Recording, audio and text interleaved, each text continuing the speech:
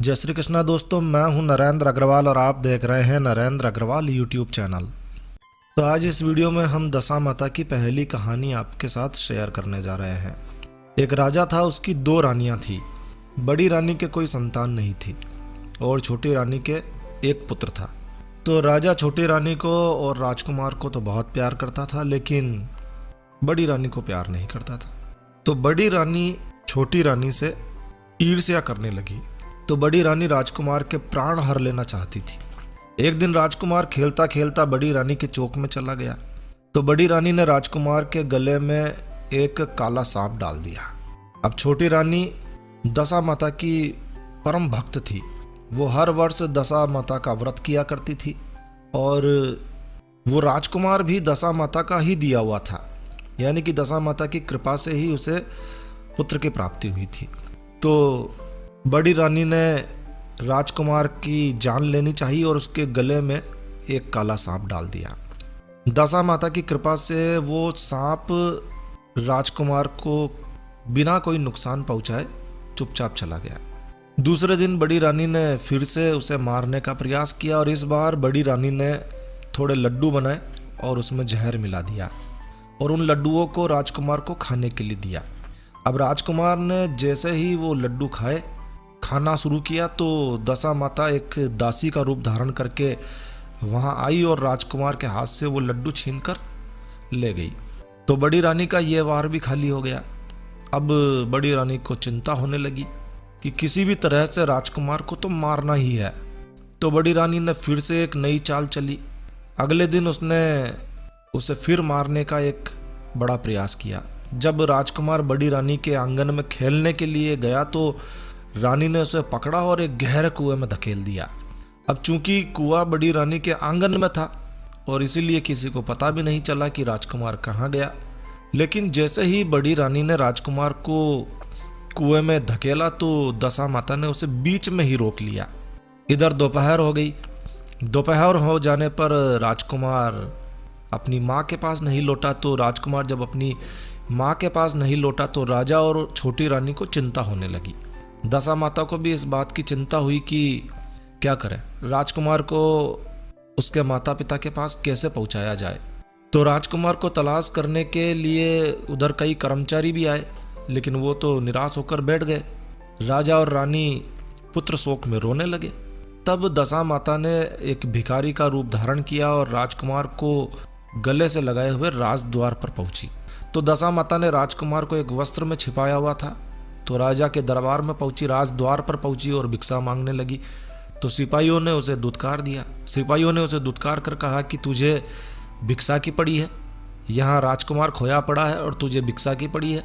सारे लोग दुखी हैं, चिंता में व्याकुल हो रहे हैं और तुम्हें भिक्षा की पड़ी है। इस पर दशामाता बोली, देखो भाई, पुण्य का प्रभाव बड़ा ही विचित्र होता है। यदि मुझे भिक्षा मिल जाए तो संभव है कि खोया हुआ राजकुमार ही तुम लोगों को मिल जाए। और यह कहकर दशामाता देहरी पर पैर रखने लगी।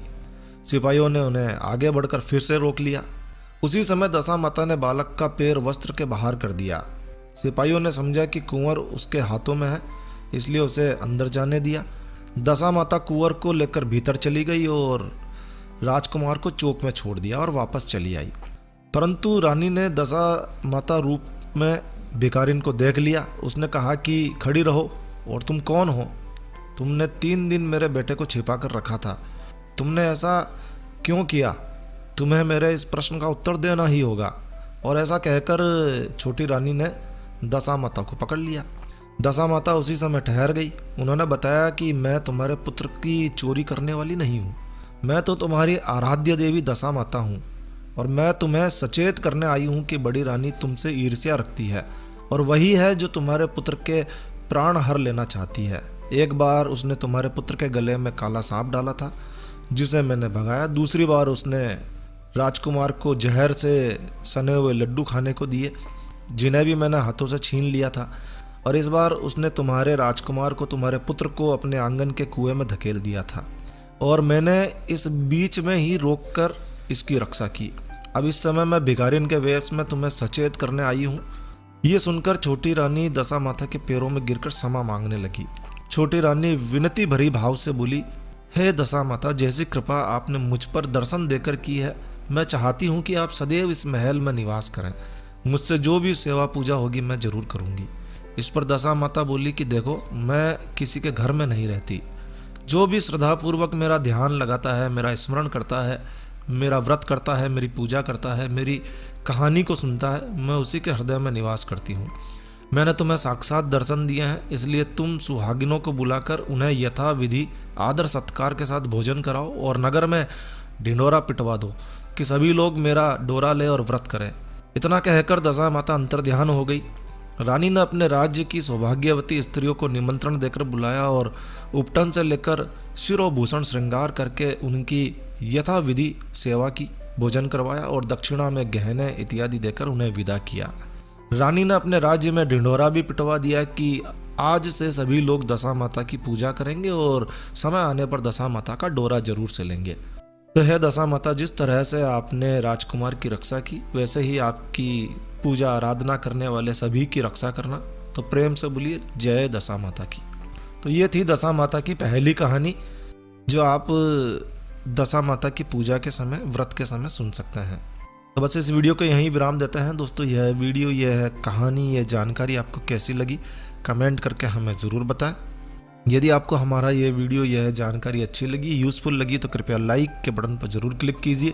और यदि आपने हमारा ये चैनल सब्सक्राइब नहीं किया हुआ है तो कृपया चैनल सब्सक्राइब कर लीजिए, क्योंकि इस चैनल पर हम लेकर आते हैं आपके लिए तरह तरह की धार्मिक जानकारियाँ, हम रेमेडीज, हम टिप्स और टेक्निकल नॉलेज। तो सब्सक्राइब करने पर आपको हमारे नए वीडियोस की अपलोड्स लगातार निरंतर मिलती रहेगी।